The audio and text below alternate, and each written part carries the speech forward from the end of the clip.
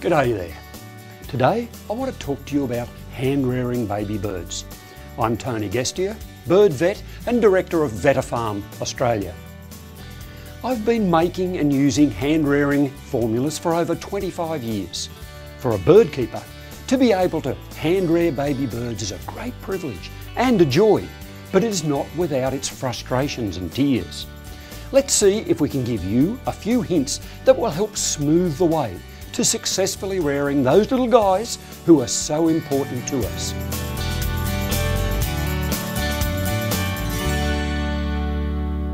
For today's demo, I will assume you have a suitable brooder and a preferred method of feeding. In all the years I've been in private avian practice, the single biggest cause of distress for hand-reared baby birds of any species is incorrectly mixed formulas.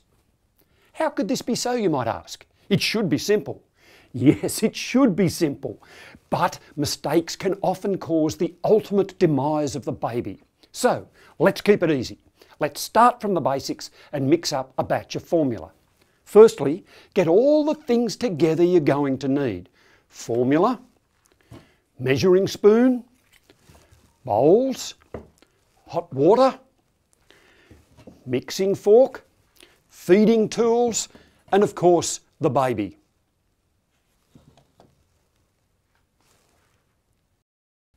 It's up to you which formula you use.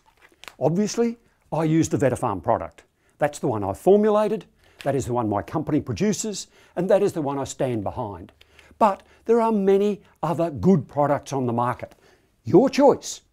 Okay, you have a bag of Neocare, you have your baby that needs feeding, and you have all your gear ready to go. Now, take a scoop of the Neocare into your bowl. Add 1 scoopful of very hot water. Just off the boil is best.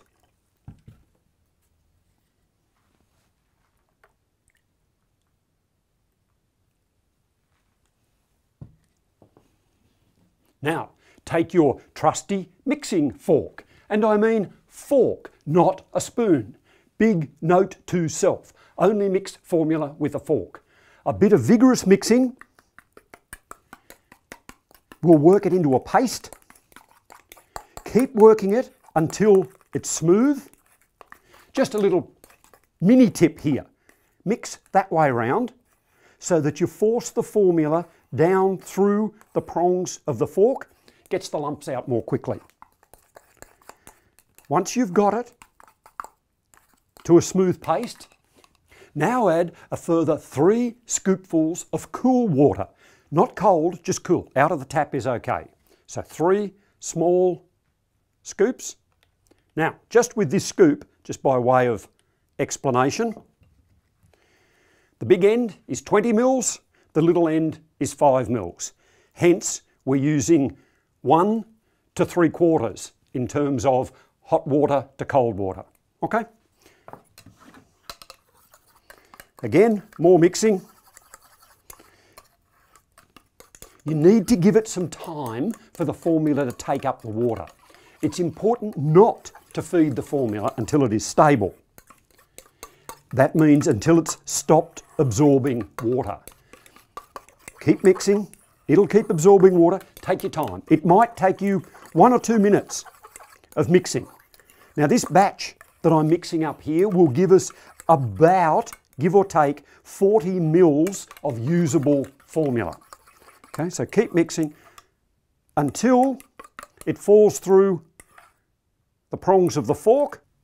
There it is. That's it.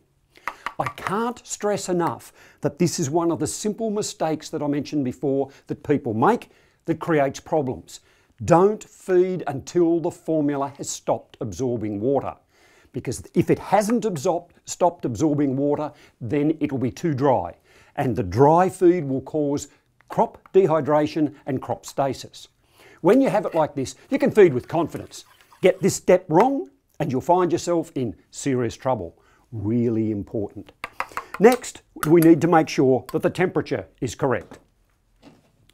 The right range for the temperature for most birds is 36 to 38 degrees Celsius. Formula that is too cold will stop the gut emptying, and formula that is too hot might burn the crop. It needs to be right.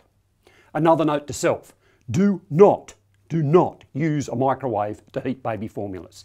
They are notorious for creating hot spots within the food, and the hot spots, may burn the crop. Use either a little more hot water or a little more cold water, put it in a dish and stand it until the temperature is right. I would strongly recommend a thermometer to test temperature. Tongues and wrists are notoriously fallible. You don't get it right. Once you have the formula mixed and you have the temperature in our 36 to 38 degree range, then we're ready to go. Once you have the formula mixed and at the correct temperature, feed it. Don't muck about. Take your spoon, syringe or crop needle, whatever it is, and get on with it.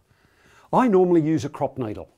It's quick, clean and neat, but you need to know what you're doing if you're going to use one. It's not a technique for everyone.